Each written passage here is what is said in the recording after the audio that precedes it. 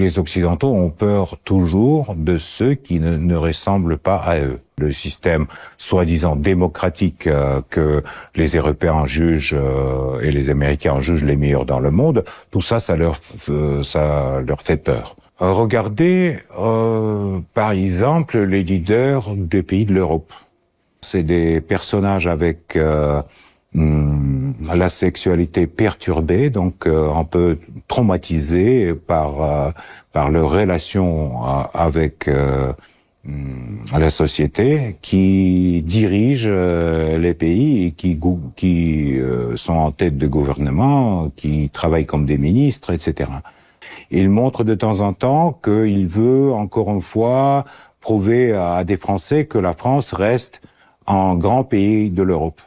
Ce qui n'est pas le cas parce que la France n'a plus la possibilité de prendre ses propres décisions aux intérêts de leur peuple, du peuple français. On ne peut pas demander à des pays africains d'être reconnaissants à la France parce que les Français, ils ont beaucoup pris à l'époque de colonisation de l'Afrique, ils ont beaucoup pris dans des pays africains et ils n'ont pas dit merci non plus. Jamais on se comporte pas comme des lecteurs ou comme quelqu'un qui donne des leçons à des pays africains. Tandis que les Européens, ils ont cette habitude depuis de l'époque de colonisation. Et donc, à chaque fois, quand ils commencent à répéter tous ces mantras sur la liberté de parole, sur les principes démocratiques, etc., on voit bien que tous ces principes ne marchent pas en Europe. Aujourd'hui, en Europe, il n'y a pas ni la liberté de parole, ni la priorité de l'état de droit, ni rien du tout. La politique actuelle de la France, les menaces d'amener la Légion étrangère en Ukraine, l'activité des militaires français sur les territoires ukrainiens, dont on a tué déjà pas mal, les chars français sur les territoires ukrainiens, dont on a brûlé déjà pas mal, ne peuvent pas me armer par une sympathie à la direction actuelle de ce pays. C'est pour ça que, bon, leur attitude à la Russie a changé et l'attitude des Russes par rapport à la France aussi changé. Connu pour ses prises de position très tranchées, Piotr Tolstoï aborde dans l'entretien plusieurs sujets importants. Le retour de Donald Trump à la Maison-Blanche et les attentes du monde par rapport à cet événement, les solutions possibles au conflit en Ukraine et les relations entre l'Afrique et la Russie, ainsi que forcément les relations entre l'Occident et l'Afrique, sans oublier l'éventuelle normalisation des rapports entre la Russie et l'Occident. En résumé, la vidéo parle de la position de la Russie face à la politique étrangère des États-Unis, notamment sous Donald Trump et Joe Biden. Il souligne que l'enthousiasme initial envers Trump en 2016 a laissé place à un réalisme plus pragmatique, car la politique américaine demeure guidée par ses propres intérêts, généralement entraînés ou écrits ou dictés par l'État profond américain, qui sont un conglomérat de milliardaires et de personnes très influentes. Bien que Trump veuille négocier en tant qu'homme d'affaires, la Russie exige une sécurité équitable, c'est-à-dire pour tout le monde, pas seulement une sécurité pour les uns et des guerres pour les autres. Concernant le conflit en Ukraine, Moscou juge irréaliste la promesse de Trump de résoudre cela en 24 heures. Preuve, il ne l'a pas fait. Mais reste ouvert au dialogue si les préoccupations sécuritaires de la Russie sont prises en compte. Sous Biden, les relations américano-russes ont atteint un niveau de tension inédit, marqué par des sanctions économiques massives. Celles-ci ont certes posé des défis, mais c'est aussi grâce à ça que l'indépendance économique de la Russie s'est accélérée. Face à l'hostilité occidentale, la Russie s'est tournée vers d'autres partenaires, notamment la Chine, l'Inde et plein de pays en Afrique, renforçant d'ailleurs les BRICS comme alternative au système occidental. Moscou adopte une approche froide en coopérant avec les États comme l'Iran et la Corée du Nord, indépendamment des inquiétudes occidentales. La Russie n'en a rien à foutre de ce que pense l'Occident de ses relations internationales. Tout ce qu'elle fait, c'est pour ses intérêts également. Un éventuel rétablissement des relations avec l'Occident est jugé possible, mais lointain. Simplement parce que Moscou refuse désormais toute dépendance et privilégie ce qui est normal, une diversification de ses alliances pour pouvoir préserver sa souveraineté. Je vous laisse regarder l'interview et on se retrouve en fin de vidéo. Monsieur Tolstoï, bonjour. Bonjour. Merci beaucoup d'avoir accepté notre invitation. Et je me sens obligée de commencer par la question de savoir ce que nous, la Russie et peut-être le monde entier, nous pouvons attendre du nouveau mandat de Donald Trump. D'abord, Monsieur Trump a été élu avec une majorité de voix des Américains qui voulaient changer l'état de choses actuel. Et il a déjà signé quelques documents plutôt encourageants, notamment sur le deux sexes, masculin et féminin, qui reconnaît maintenant officiellement les États-Unis. Il a donné beaucoup de promesses. On verra bien si ça va être réalisé. Mais pour nous, ça change pas grand-chose parce que Monsieur Trump travaille aux intérêts des États-Unis. La Russie a ses propres intérêts qui sont différents des intérêts des États-Unis.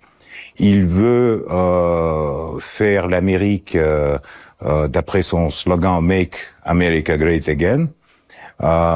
Son partenaire, Monsieur Musk, veut transparaître ce slogan en Europe, donc Make Europe Great Again. Nous, on pense à faire la Russie de nouveau la grande, donc Make Russia Great Again. Et c'est pour ça qu'on a des intérêts différents. Monsieur Trump, il a la logique d'un businessman, donc la logique de ce qu'on appelle en anglais le deal, utilise tout le poids militaire, économique, politique des États-Unis pour attraper les deals dans tous les sens, notamment dans la géopolitique. Je ne sais pas si ça va marcher partout.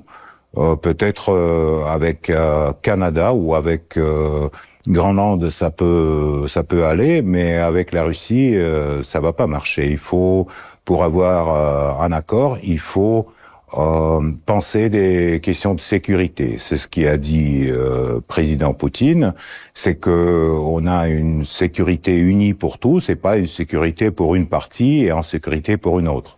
Donc, on verra bien qu'est-ce que ça va donner. On attend les entretiens entre les deux présidents de superpuissance, mais à mon avis, il faut pas avoir l'illusion, et donc il faut toujours penser aux intérêts de notre pays et pas des intérêts des États-Unis. Voilà, donc en 2016, après la première victoire de Donald Trump, cette nouvelle a provoqué des applaudissements à la Douma. En 2024, ce n'était plus le cas.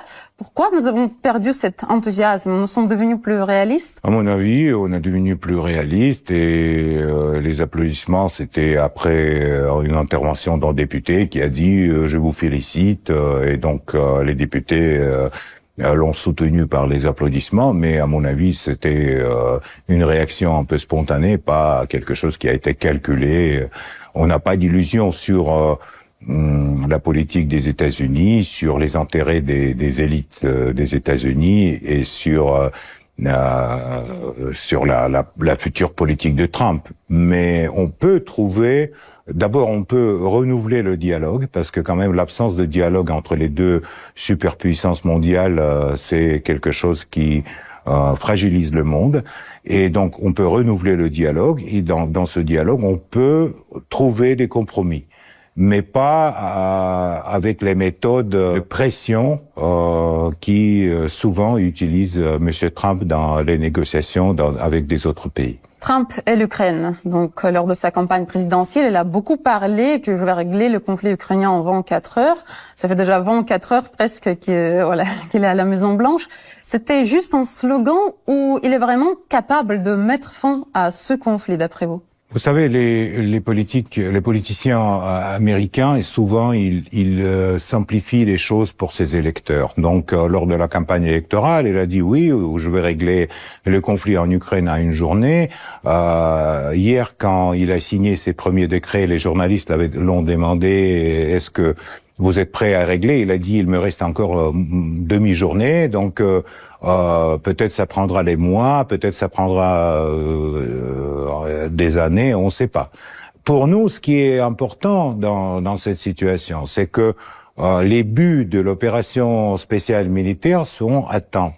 C'est pas que la Russie veut manger un morceau de la territoire ukrainienne. On veut pas avoir l'Ukraine pro-nazie et on veut pas avoir l'Ukraine militarisée avec les bases de l'OTAN sur son territoire.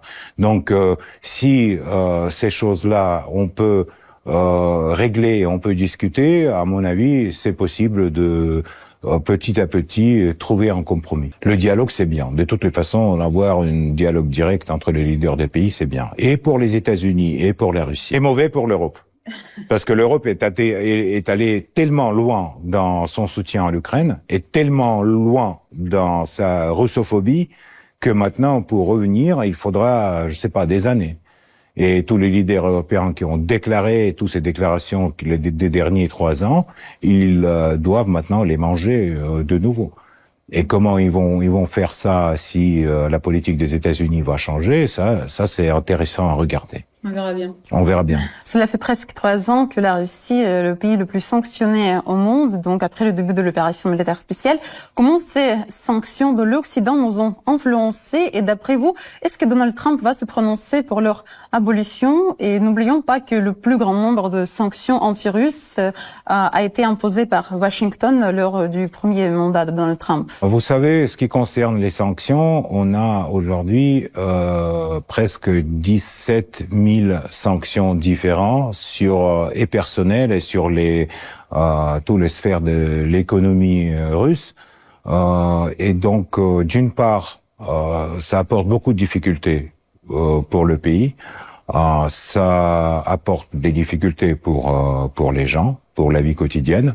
D'autre part, ça stimule de développer nos propres industries à l'intérieur de la Russie. Et ce processus, il a commencé au début de l'opération spéciale. Il continue et à mon avis, pour le futur de la Russie, être plus autonome, moins dépendant de l'Occident, ça serait bien, plutôt.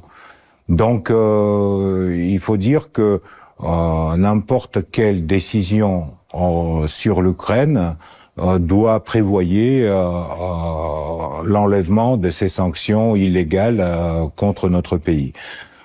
D'autre part, on sait que les sanctions votées au Congrès des États-Unis peuvent durer des décennies, comme ça a été avec le fameux loi de Jackson-Vane qui a duré 40 ans ou 50 ans.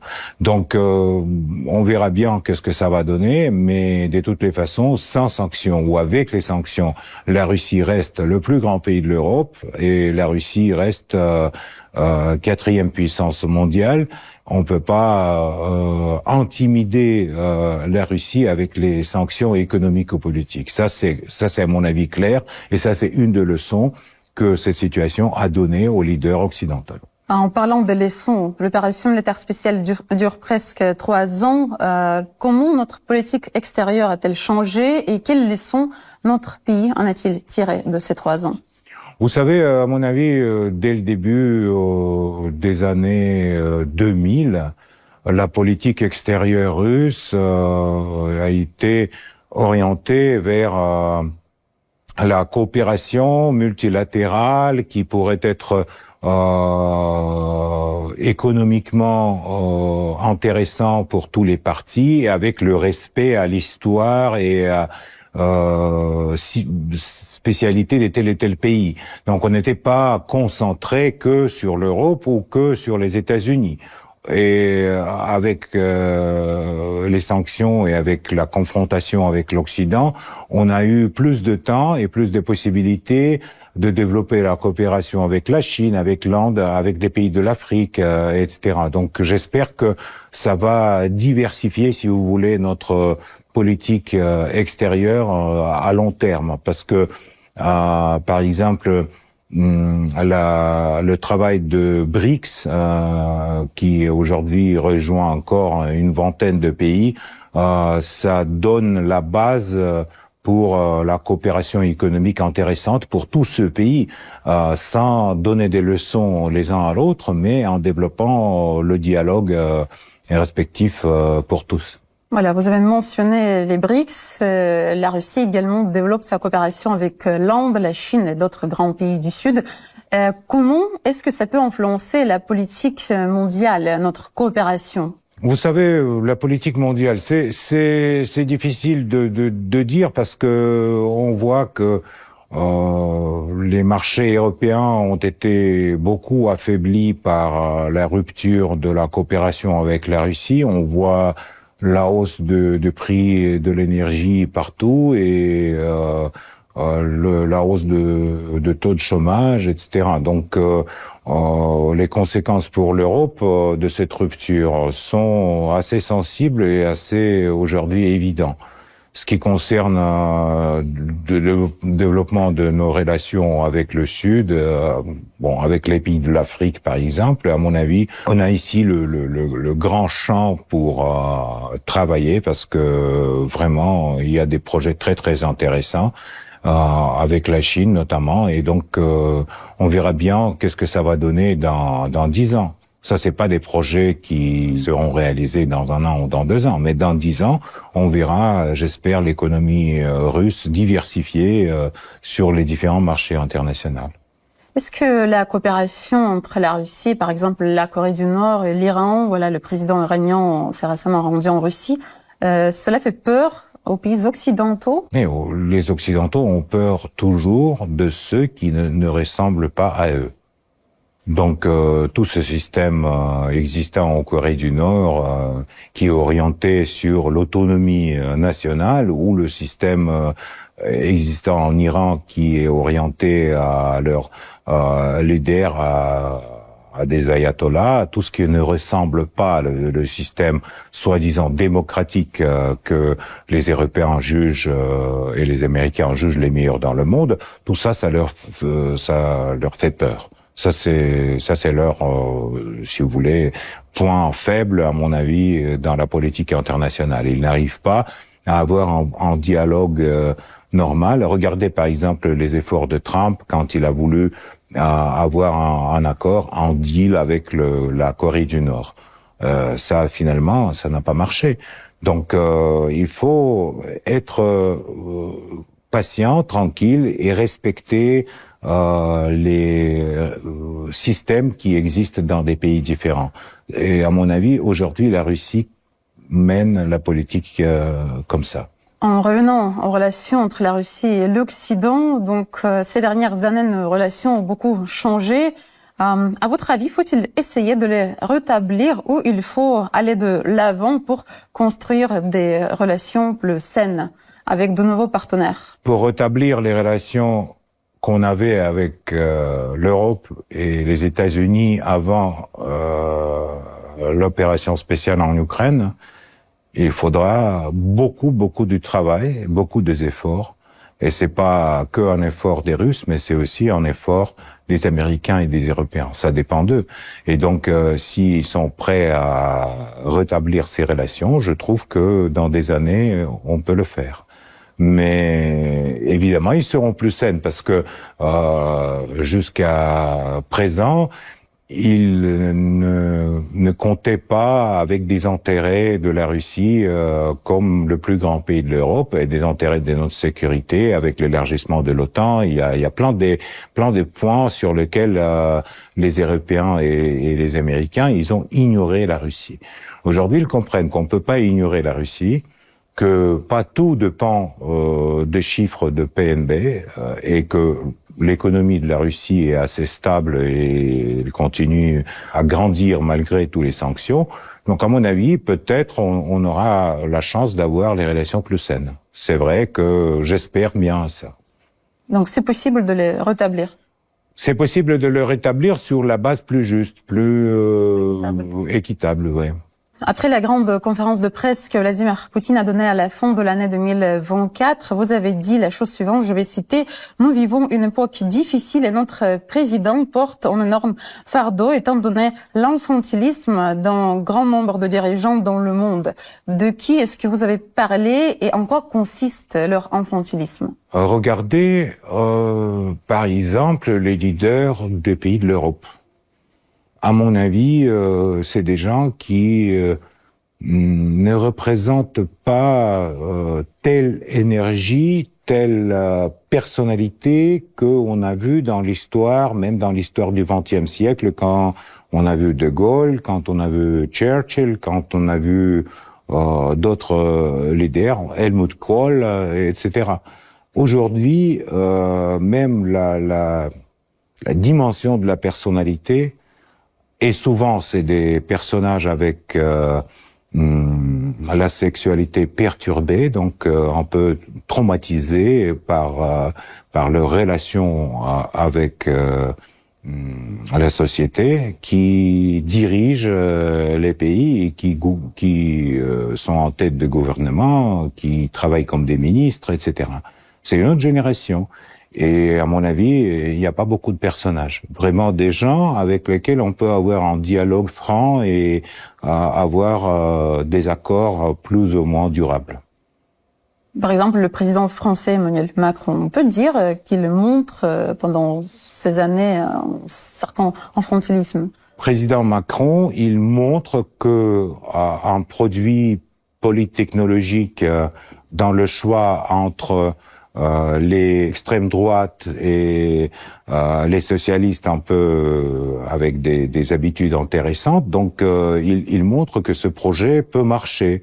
Il montre de temps en temps qu'il veut, encore une fois, prouver à des Français que la France reste un grand pays de l'Europe. Ce qui n'est pas le cas parce que la France n'a plus la possibilité de prendre ses propres décisions aux intérêts de leur peuple, du peuple français. La France prend des décisions aux intérêts de Bruxelles et de Washington. Donc, si on veut des relations entre la Russie et la France doit doit représenter une certaine, je sais pas, indépendance de identité nationale, voilà, de quelque chose comme ça. Malheureusement, le président Macron, il veut ça, mais il n'arrive pas. Voilà, c'est ça le problème. Récemment, Emmanuel Macron a déclaré que l'Afrique a oublié de dire merci à la France alors qu'il parlait de l'intervention militaire française en Afrique contre le terrorisme depuis 2013. Donc, d'après vous, ce genre de déclaration est-il approprié de la part du président d'un pays où pour la seule année 2024, il y a eu 3 gouvernements? Mais vous savez, dire merci, à mon avis, si on te dit merci, c'est bien. Mais quand tu demandes qu'on te dit merci, c'est pas très intelligent. Donc, on peut pas demander à des pays africains d'être reconnaissants à la France parce que les Français, ils ont beaucoup pris à l'époque de colonisation de l'Afrique, ils ont beaucoup pris dans des pays africains et ils n'ont pas dit merci non plus. Voilà, donc on verra bien. On voit que Macron a totalement raté le dossier africain. Les troupes françaises ont quitté le nombre de pays africains et donc aujourd'hui ils sont orientés à des autres alliés. C'est pas le succès de Monsieur Macron, comme d'ailleurs les changements du gouvernement. Dans le dialogue avec des Africains. Nous, jamais on se comporte pas comme des lecteurs ou comme quelqu'un qui donne des leçons à des pays africains. Tandis que les Européens, ils ont cette habitude depuis de l'époque de colonisation. Et donc, à chaque fois, quand ils commencent à répéter tous ces mantras sur la liberté de parole, sur les principes démocratiques, etc., on voit bien que tous ces principes ne marchent pas en Europe. Aujourd'hui, en Europe, il n'y a pas ni la liberté de parole, ni la priorité de l'état de droit, ni rien du tout. Donc c'est pour ça que on a plus de confiance. En plus, on a l'histoire de coopération avec l'Afrique. À l'époque de l'Union soviétique, les Russes ont beaucoup construit en Afrique et ils ont beaucoup fait pour certains pays africains. Ça s'oublie pas. Ça reste dans la mémoire des générations. Et à mon avis, c'est bien, c'est un atout pour le développement de la future coopération avec la Russie pour les pays africains. La politique actuelle de la France, les menaces d'amener la Légion étrangère en Ukraine, l'activité des militaires français sur les territoires ukrainiens, dont on a tué déjà pas mal, les chars français sur les territoires ukrainiens, dont on a brûlé déjà pas mal, ne peuvent pas me armer par une sympathie à la direction actuelle de ce pays. C'est pour ça que, bon, leur attitude à la Russie a changé et l'attitude des Russes par rapport à la France aussi change.